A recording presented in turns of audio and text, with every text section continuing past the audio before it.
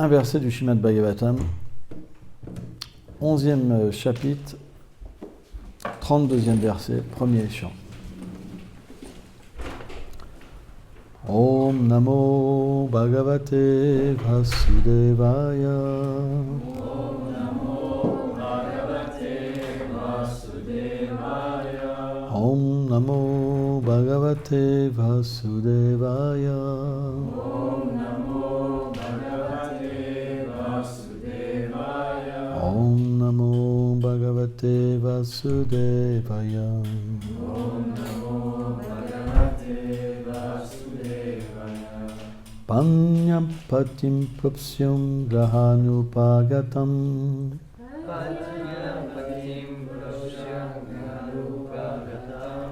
Vilokya sanjata mano ma'atsava.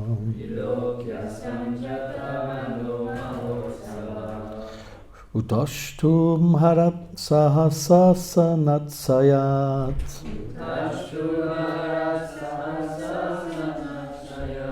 Sakam vratem vriditam lochanananaha.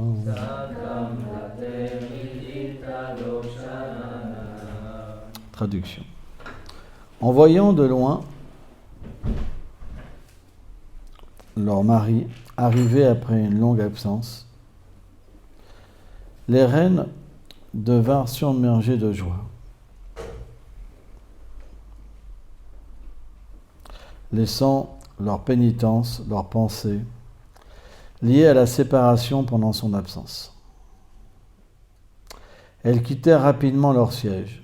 Elles allèrent près de lui, la tête penchée, chargée de regards timides. Commentaire. Srila Vishwanath Chakravarti Thakur explique que Krishna manifesta de nombreuses formes, entra simultanément dans chacune des 16 108 palais de ses reines, toutes des émanations de sa puissance interne. Quand chacune le vit, elles pensèrent « Krishna est venu me voir en premier ». Ce verset décrit les réactions des reines. Leur mental devint empli de joie. Et puisque c'était leur désir de le retrouver, elles se levèrent d'un coup de leur siège et délaissèrent leur méditation profonde sur lui. Ensuite, elles le regardaient du coin des yeux, avec la tête baissée, ce qui signifie qu'elles abandonnèrent d'abord leur siège pour étreindre le Seigneur. Ensuite, elles remarquèrent que leur timidité était un obstacle. Elles allèrent de ce fait au-delà de leur mental, qui était la demeure de leur timidité, et étreignirent Krishna avec leur âme, négligeant complètement leur corps et leur mental. Ou alors, leur bien-aimé, elles perdirent soudainement conscience de tout ce qui les entourait, par la félicité ressentie dans l'amour de Dieu, survenant du désir de le toucher. Les reines suivaient des vœux stricts durant l'absence de leur époux. Or, bien qu'elles fissent pénitence, qu'il fût inapproprié que leur mari les voie ainsi et qu'elles ne pussent abandonner soudainement leurs vœux, elles se levèrent rapidement. Elles étaient donc dans un état négligé à cause de la séparation intense qu'elles ressentaient pour lui. Les voyant ainsi, Krishna devint encore plus affectionné envers elles. Om Gyanati Milandasya Gyanam Janam Shalakaya Shakshuru Meditam Janata Ismai Shigurave Namah Namam Vishnu Padaya Krishna Prestaya Bhutale Shrimate Bhaktivedanta Swaminiti Namine Namaste Sarasvati Deve Gauravani Prachaline Nirveshesha Sunnavadi Prachatya Shatarine. Il y a une grande différence lorsqu'on aborde le Srimad Bhagavatam au début de la dévotion et lorsque notre amour pour Krishna grandit.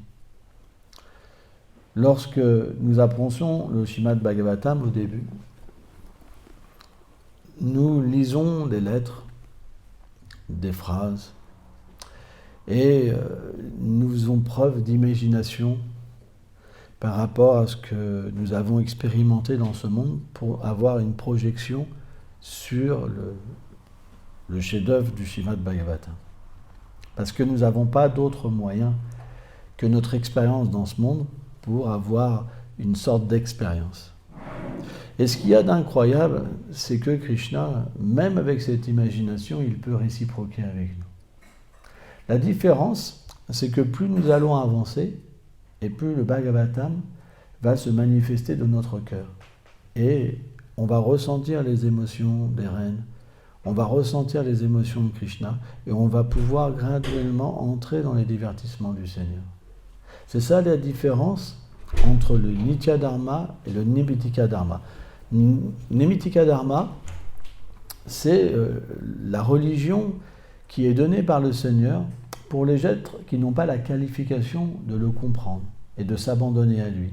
Il leur permet graduellement d'atteindre une certaine perfection, de purifier leur sens et leurs désirs pour avoir une certaine union avec lui. Mais cette union est imparfaite parce qu'elle n'est pas pure, elle n'est pas libre de désir pour cette fausse conception corporelle qui est finalement, on revient comme le sujet d'hier, de trouver du bonheur pour ce corps et d'échapper à la souffrance et tout ce qui est relié avec, les enfants, le mari, le ceci, le cela. Par exemple, vous allez dans des lieux de culte où les gens marquent des mots sur des cahiers. Si vous lisez tout le livre ou une partie, vous verrez que c'est que des désirs matériels. S'il te plaît, Seigneur, fais que mon mari aille mieux, fais que j'ai de l'argent, fais que mes enfants réussissent, etc. Mais il n'y a jamais une conception, faites que je réalise ma réalité et mon entité, voilà, ma position éternelle et que je puisse m'abandonner à toi. Ça n'existe pas. Faites l'expérience. Allez dans un lieu de culte où ils marquent les prières et lisez les prières, vous allez voir, c'est que des désirs matériels. Et donc, il faut que ça existe. C'est normal. Pourquoi ? Parce que c'est le premier niveau d'approche.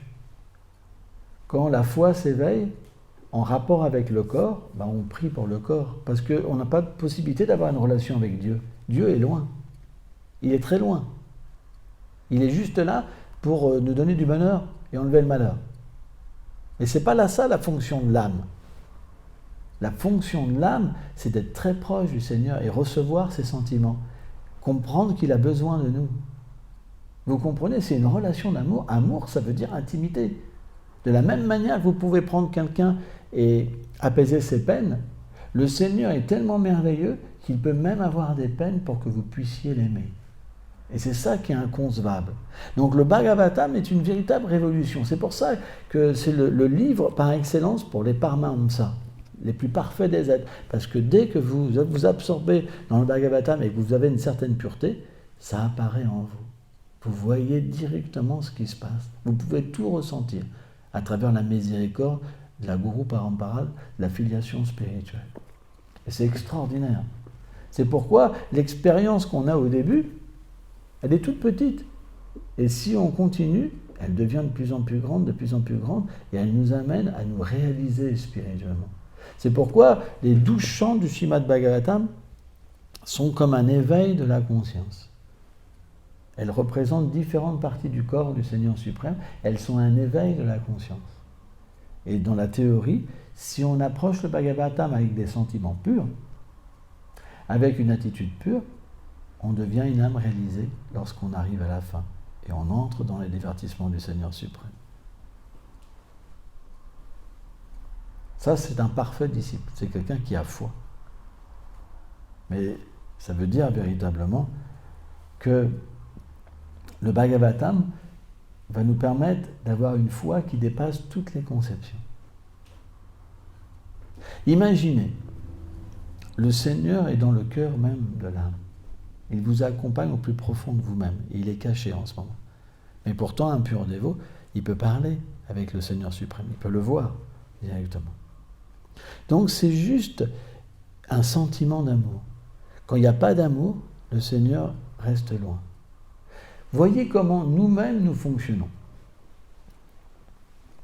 Est-ce que vous allez vous donner à quelqu'un qui ne vous aime pas ? Voilà. Et plus quelqu'un va vous aimer, plus vous serez attaché à lui. Et vous serez prêt à tout faire pour lui.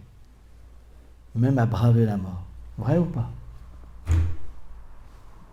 On est bien d'accord. Sans amour, c'est pas possible. Donc, si cet amour envers des êtres humains, ça peut exister, que dire si quelqu'un développe de l'amour pour le Seigneur suprême qui est infini?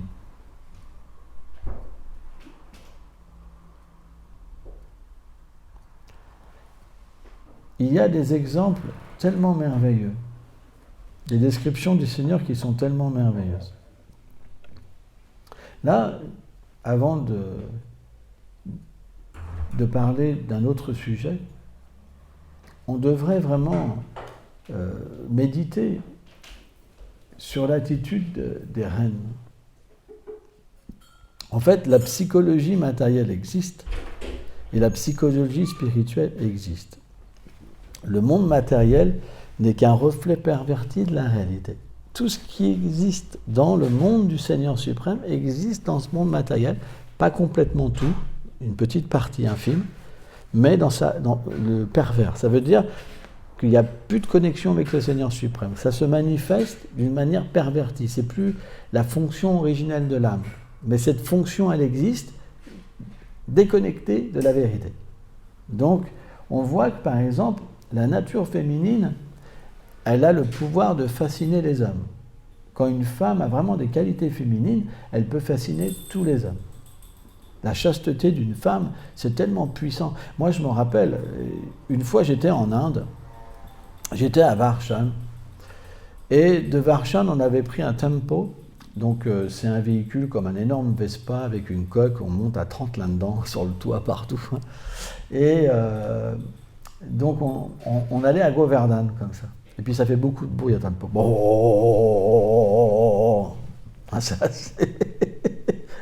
Ça tremble beaucoup, ça fait beaucoup de bruit. Hein. C'est un peu comme les avions militaires quand j'étais parachutiste. Il y a des avions, ils faisaient beaucoup de bruit aussi, quoi, et que ça tremblait de partout, quoi. Et donc, j'étais en face d'une femme, mais vraiment chaste. Et je me rappelle, elle était tellement chaste que je suis devenu comme un bébé. Parce que la chasteté d'une femme, c'est tellement puissant, c'est rare qu'une femme soit chaste. C'est tellement puissant que ça vous fait quelque part rajeunir. Parce que face à une telle pureté, vous ne pouvez pas avoir d'éveil de la concupiscence. Vous pouvez simplement que redevenir un enfant. C'est tellement puissant. C'est pourquoi les écrits védiques expliquent que quand la femme perd sa chasteté, l'homme perd le contrôle de son intelligence. Et au lieu de se réaliser spirituellement, il court comme un prédateur après les femmes, en fait. C'est pourquoi la société aujourd'hui, en fait, comme beaucoup de femmes ont perdu leur chasteté, les hommes sont perdus. Il n'y a plus de connaissance spirituelle, il n'y a plus de spiritualité. Donc, l'équilibre de la puissance de la femme est vital pour l'homme. Parce que si la femme n'a pas ces qualités, l'homme, il est perdu. La preuve, c'est que les Védas expliquent que la femme est considérée comme du feu et l'homme comme du beurre. Vous vous rendez compte ? C'est pourquoi, là où la femme a les qualités, les hommes ont leurs qualités. Sans ça, les hommes perdent toutes leurs vertus. C'est pourquoi la société védique met beaucoup de valeur sur la femme. En fait. Beaucoup, beaucoup, beaucoup. Parce que si la femme n'a pas les valeurs féminines, alors l'homme finit. Et les qualités des femmes dans les temps védiques, les descriptions, ouais, c'est impressionnant. C'est vraiment Draupadi, etc. C'est impressionnant, la reine Kunti. Et on voit, par exemple, dans l'absence du Seigneur suprême, alors ce n'est pas des reines ordinaires, c'est des émanations. Toutes ces reines, c'est des émanations de son énergie interne. Elles sont quelque part pas différentes de lui-même. Hein? Et elle vivait dans 16 108 palais différents, et le Seigneur, il se manifestait dans 16 108 formes différentes, dans différents endroits, et il faisait différentes activités. C'est expliqué quand Narada Muni, il a visité tous ces palais-là, le Seigneur, il faisait des choses complètement différentes à chaque activité avec différentes reines. Vous vous rendez compte ? Il n'y a que le Seigneur qui peut faire ça. Ça va, quelqu'un ? Sans ça, tu peux descendre en bas pour te reposer un petit peu si ça va pas. Hein ? D'accord, d'accord. Parce qu'hier, il a fait son vaccin, donc c'est... D'accord. Et donc, bien que pour le Seigneur, c'est rien, 16 108 formes, c'est rien, parce qu'il se manifeste dans toutes les formes qui existent, toutes les entités vivantes, le Seigneur les accompagne, personnellement. Vous vous rendez compte? Le Seigneur nous aime tellement, il a une relation personnelle avec nous-mêmes. Et nous, au lieu d'être proches de lui, nous créons un monde qui est faux, sans lui, alors qu'il est dans toutes choses. Il est même dans l'atome, c'est expliqué. En tant que Kshirodakarishi Vishnu, Paramatma, Antaryami. Et pourtant, nous pensons que ce monde est dépourvu de Dieu. Vous vous rendez compte? C'est incroyable. Pourtant, il est dans toutes choses. Donc, qu'est-ce que dit la Bhagavad Gita? Sarvasam Sali Vishto. La Bhagavad Gita explique qu'il est le souvenir comme l'oubli. Ça veut dire qu'il peut permettre à l'être de l'oublier alors qu'il est le plus proche de l'être vivant et qu'il est partout manifesté. Il est l'être, en fait, le Seigneur suprême, il est même la digestion. Il est toute chose. Et il est les relations. Par exemple, dans l'état conditionné, matériel, on ne pourrait pas ressentir véritablement des choses ou avoir des relations parce que tout est un peu irréel. Donc c'est le Seigneur qui permet que toute chose puisse avoir un sens. Par exemple, dans notre vie passée, nous avons accompli des activités. Il nous redonne l'intelligence pour continuer ces mêmes activités dans une autre vie. C'est pourquoi, parfois, les êtres vivants peuvent même se souvenir de leur vie antérieure. Il y a des exemples très puissants de personnes qui ont des enfants, il y en a plein, qui se souviennent de leur vie passée, et les parents, ils sont choqués, parce que c'est tellement détaillé qu'ils vont dans le lieu et ils retrouvent tout le lieu, en fait. Et il y a même, je me rappelle d'une histoire où une femme, elle va retrouver ses anciens frères, ses sœurs. Elle connaissait tous leurs noms, leurs habitudes, etc. etc. Et au point que même les frères et les sœurs qui avaient 30 ans de plus qu'elle, ou 20 ans, je ne sais plus, ils avaient une évidence qu'il y avait trop de similitudes, quoi. Donc parfois, on oublie complètement, et parfois, on se souvient. Mais le point, c'est que l'attitude des vies passées nous revient dans cette vie. C'est pourquoi si nous avons accompli la dévotion et que nous avons acquis de l'humilité, de la tolérance, de la compassion, le bon respect pour tous les êtres, à un moment, ces qualités vont revenir en nous et nous transporter au-delà même de l'expérience qu'on a eue dans cette vie. Qu'est-ce que ça veut dire? Ça veut dire que bien qu'on puisse naître dans un endroit, dans une famille, même complètement athée, dégradée, si on a été un bhakta dans une vie passée, à un moment, on s'éveille à la réalité qu'on était et on oublie tout de ce qu'on a fait. C'est comme Vishwanath Chakravarti Thakur, il dit que c'est comme s'éveiller d'un rêve. Quand on devient réalisé, quand on réalise notre état éternel, qu'il revient dû à une vie passée, alors à ce moment-là, tout ce qu'on a fait, c'est comme une impression d'un rêve qu'on vient de s'éveiller. Ça veut dire qu'il y a quand même cette impression, mais il n'y a pas de substance. Vous comprenez? C'est pourquoi il y a quand même une certaine projection de l'expérience qu'on a eue, mais elle n'a pas l'impact sur nous en même temps.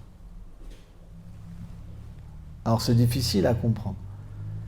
Qu'est-ce qu'on peut comprendre maintenant? On peut être habillé d'une certaine manière, on peut utiliser certains objets, on a fait des choses, mais en même temps, le rapport qu'on a avec ces objets et sa façon d'être, elle est complètement différente de ce qu'on était avant. C'est pourquoi la conclusion, c'est quoi? C'est que la dévotion, finalement, quand on sert Krishna, qu'est-ce qui se passe? On utilise les mêmes choses, sauf que le rapport avec ces objets devienne spirituel. Par exemple, quand on a une conscience matérielle, on prend un objet, il est séparé du Seigneur suprême. Et il nous fait oublier le Seigneur suprême. Parce que dans notre attitude, il n'y a pas d'amour, il n'y a pas la dévotion pour le Seigneur. On ne le fait pas pour lui. Donc l'activité, elle nous renvoie à une activité matérielle et elle nous enchaîne à notre conditionnement, notre oubli. Maintenant, si je sers le Seigneur avec amour qu'il est dans mon cœur et que je fais tout pour lui, alors tout me rappelle le Seigneur suprême, parce que c'est comme une offrande à chaque fois. Et il devient satisfait avec moi, il se révèle à moi. Donc c'est juste une question d'amour. Si vous ne mettez pas d'amour dans vos gestes quotidiens, si quand vous vous relationnez, vous oubliez Krishna, alors l'oubli de Krishna vient. Et le seul problème, c'est quoi? C'est qu'à partir de là, vous ne pourriez pas purifier votre envie, votre jalousie, etc. Parce que vous êtes en pole position. Vous voulez être le gouverneur. Vous voulez être l'entité principale. Et le Seigneur devient secondaire. Et donc à partir de là, si quelqu'un vous fait une critique, vous devenez en colère. Ou si quelqu'un commence à charmer votre homme ou votre femme, eh bien vous devenez jaloux. Mais quand vous êtes relié au Seigneur suprême, vous obtenez que le Seigneur suprême. Si quelqu'un vous quitte, vous n'avez rien perdu. Parce que qui peut rivaliser avec ce Seigneur?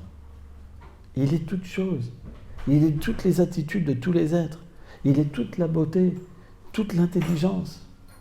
Donc quand vous quittez, quand vous perdez quelqu'un, vous ne perdez rien. Parce que vous avez tout obtenu. C'est pourquoi c'est la seule façon d'être satisfait. Il n'y a pas d'autre moyen. Si vous cherchez la satisfaction avec des êtres ordinaires, vous vous enchaînez. Si vous cherchez la satisfaction avec le Seigneur, alors vous devenez libéré de toute déception. Il n'y a plus de déception. Même si le monde entier serait contre vous, vous n'avez rien perdu parce que le monde entier est tellement infime. Le Seigneur, il est l'origine de milliards d'univers, il n'en a même pas conscience. Ça se fait même machinalement par son énergie. Maya Dakshina Prakriti, par son énergie matérielle, ça se fait. Il est complètement libéré de tout esclavage, de tout lien même avec ses actions. Il est le Seigneur suprême.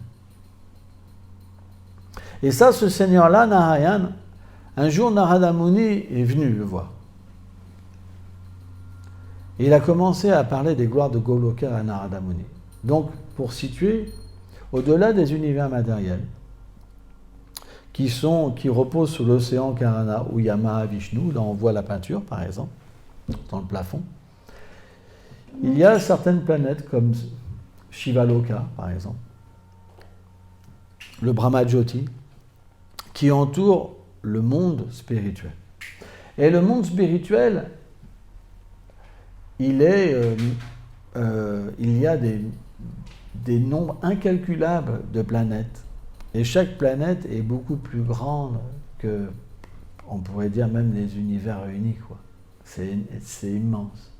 Et la planète qui fait les 3/4 du ciel spirituel, la plus importante, c'est ce qu'on appelle Goloka Vrindavan. Et Narada Muni a expliqué, en fait, Narayana explique à Narada Muni, le grand sage, Narayana c'est le Seigneur suprême, il lui dit, moi je suis une émanation du Seigneur Krishna. En fait, je suis cette même personne.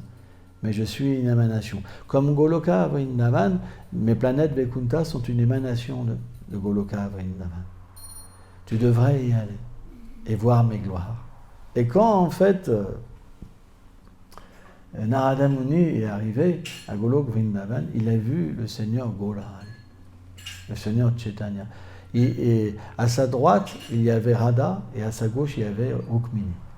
Et il était adoré par toutes les reines de Dwarka et toutes les gopis de Vrindavan à la fois.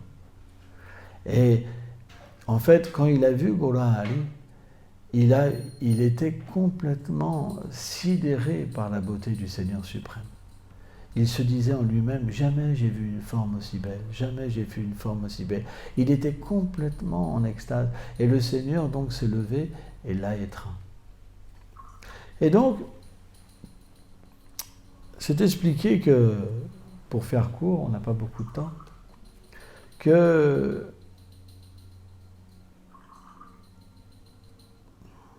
Narada Muni était très peiné, parce qu'il savait que dans cet âge de Kali, tous les gens étaient dégradés, tous les gens sont irreligieux. Mais en même temps, c'est expliqué par tous nos acharyas et le Seigneur lui-même, que c'est l'âge le meilleur. Même les gens du Satya Yuga, ils veulent renaître dans l'âge de Kali. C'est incroyable. Même l'âge où tout le monde est pur. Parce que dans cet âge de Kali, il y a une miséricorde spéciale, c'est qu'on peut atteindre le sentiment de Vrindavan. Parce que le Seigneur Gaura Hari, quand il se manifeste, il se donne lui-même. Et il donne à travers le chant de ses saints noms la miséricorde pour tous les entités vivantes, même les plus basses, même les Chandala, les mangeurs de chiens. Tout le monde a la possibilité d'obtenir l'amour de Dieu. Et ça se manifeste à travers lui et à travers ses associés, les Vaishnavas. Et en fait, il explique, dans ce contexte-là, alors il y a deux histoires qui parlent de Senapati Bhakta, et dans cette histoire-là, il parle de plusieurs Senapati Bhakta, qu'il envoie en fait ces générales d'armée. C'est très intéressant. Il y en a une où il parle qu'il les poursuivra, il enverra son Senapati Bhakta, et là il parle de plusieurs. C'est intéressant. Il y a deux histoires dans Chaitanya Mangal. Et il parle, le Seigneur lui-même glorifie la position de ses dévots. Parce que l'adoration de ses dévots, c'est le summum. Parce que lui-même, il est capturé par l'amour de ses dévots. Il n'y a rien qui puisse plus captiver le Seigneur que l'amour de ses dévots. Et on voit, dans l'histoire du Bhagavatam, par exemple, les prières de Lakshmi Devi au Seigneur. Lakshmi Devi, elle parle qu'elle ne comprend pas la position en fait des dévots parce que elle est toujours en train de servir son époux éternel, parce qu'elle est l'énergie interne du Seigneur suprême, l'énergie d'amour du Seigneur suprême. Mais Krishna, Narayan, est tellement miséricordieux avec ses dévots qu'il leur donne encore plus de miséricorde. Il se donne encore plus à eux. C'est pourquoi il dit que, par exemple, à Uddhava, que tu m'es plus cher encore que Ananta Sèche, que Lakshmi elle-même. Vous vous rendez compte? Et elle dit, bien que je suis sur ta poitrine, sous la marque de Shrivas, en fait, le Seigneur a une marque dorée, en fait, c'est comme des marques de poils. Le Seigneur, c'est comme ça c'est une des symboles du Seigneur suprême. Ça représente la déesse de la fortune. Elle est présente toujours sur sa poitrine. Et elle dit, bien que je sois présente, je considère que c'est comme une tricherie. Parce que tu veux me faire croire que tu me favorises, mais en fait, tu favorises encore plus tes dévots que moi-même. Donc, bien que tu m'offres cette position inconcevable, dans mon cœur, j'ai une sorte de... C'est comme un divertissement, une sorte d'insatisfaction. Parce que, en fait, je désirais même, quelque part, la position des Vaishnavas. Vous vous rendez compte? Tellement la position des dévots du Seigneur, des purs dévots, c'est tellement élevé. Bhaktimala Bijanate. Krishna dit, seulement par la pure dévotion, on ne peut m'avoir. Mais en fait, quand cette pure dévotion, elle vient, alors on peut vraiment captiver le Seigneur. Le Seigneur est attiré par nous. Et il veut se dévoiler à nous. Il veut qu'on fasse quelque chose pour lui. Il veut qu'on s'occupe de lui. C'est pour ça que bien que le Seigneur est illimité, il paraît avoir des manques pour que ses dévots puissent prendre soin de lui. C'est ça qui est beau. Parce que si le Seigneur est sans manque, alors il n'y a pas de relation. Par exemple, dans certaines religions, ils disent le Seigneur n'a pas d'associé, n'a pas d'amis. Il est tout puissant, au-delà de tout. Donc on voit qu'il n'y a pas de connexion. Il n'y a rien qui se passe. Mais dans ce concept de l'amour de Dieu, il y a vraiment une connexion, un lien. Et ce lien, il est éternel. Et c'est ça ce que donne le service de dévotion. C'est lorsqu'on devient initié et qu'on suit des grands dévots comme Srila Prabhupada, alors la miséricorde de Sri Chaitanya Mahaprabhu s'offre à nous très facilement. Il suffit d'avoir un peu de foi, juste un peu de foi. Qu'est-ce que je dois demander Prabhupada? De suivre des principes régulateurs déjà pour commencer. Parce que si on ne suit pas les principes régulateurs, on ne peut pas être situé dans la vertu. Donc en premier, on ne doit pas manger de viande, de poisson, d'œufs, des choses qui sont dans l'ignorance. Deuxièmement, pas faire de jeu de hasard. Pourquoi pas la viande, etc. Parce que ça enlève la compassion chez l'être vivant. Pas de vie sexuelle illicite, parce que ça enlève la pureté. Celui qui fait la vie sexuelle illicite ne peut pas avoir de pureté. Pas de jeu de hasard, parce qu'il n'y a pas de hasard. Quand vous jouez au jeu de hasard, alors vous ne pouvez pas avoir la vérité partout. et ne pas s'intoxiquer. Pas de cigarette, pas de marijuana, pas de cocaïne, même des intoxicants doux comme le thé, le café, on ne prend pas. Parce que ça identifie l'être au corps, ça le met en ignorance. Donc cette base-là, ça empêche Kali d'entrer en nous. L'âge de querelle, l'âge d'hypocrisie. Les Sahajas, qu'est-ce qu'ils font? Ils fument, ils sont dévêtus, mais ils sont comme des singes nus, et ils pensent qu'ils sont renoncés, mais ils vont s'accoupler avec plein de guenons. Qu'est-ce qu'ils font les Sahajas? Ils font croire qu'ils sont avancés, mais ils n'arrivent même pas à se détacher d'un produit. C'est pour ça que Prabhupada voulait qu'on suive des principes régulateurs et qu'on chante. Minimum 16 tours par jour.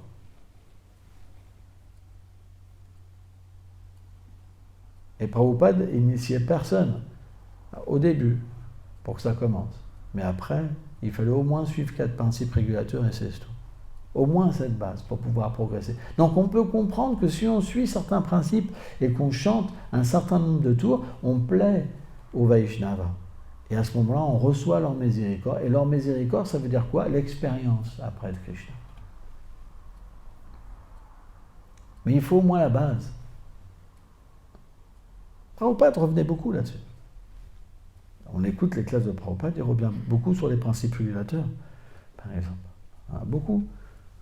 Parce qu'en Occident, les Occidentaux, ils ont du mal, ils ne suivent rien, ils n'ont pas de principes, ils n'ont pas de pureté. Ils vivent n'importe comment, simplement, si l'essence leur demande quelque chose, ils vont là, là. Ils vivent comme par instinct. Mais ils ne se contrôlent pas. Et s'il n'y a pas de contrôle, s'il n'y a pas d'austérité, il n'y a pas de cette connexion. En fait, quand Brahma a voulu par lui-même réaliser le Seigneur suprême qui lui avait donné naissance, il n'a pas pu tant qu'il n'a pas commencé les austérités. Et c'est après avoir fait des austérités, le Seigneur lui a dit, ces austérités, c'est mon cœur. Il n'y a pas de résultat sans austérité. Et les austérités, elles ne sont pas amères. Quand on fait des choses pour Krishna, ça nous donne de la félicité. Mais on doit être fixe.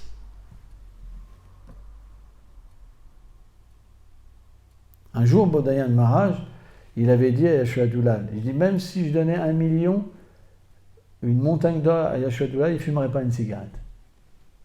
Il préférait mourir. C'est ça un Vaishnava.